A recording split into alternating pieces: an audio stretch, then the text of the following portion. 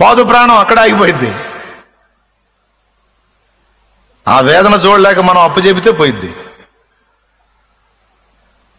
ఎంతమందికి అర్థమవుతుంది నేను చెప్పేది? క్లియర్గా అర్థమవుతుందా? అంత పవర్ ఉంటుంది ప్రార్థనలో. మన మోకాళ్ళు ఉనితే ఆయన కృప మేలుకుంటుంది. అక్కడ ఆయన కృప మేలుకుంటుంది.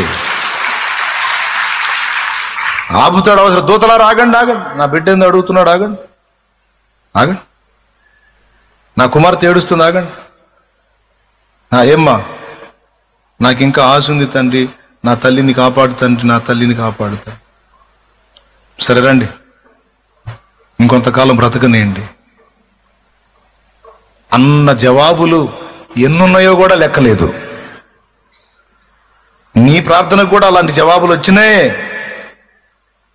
దేవునికి స్తోత్రం కలుగును గాక. హల్లెలూయా.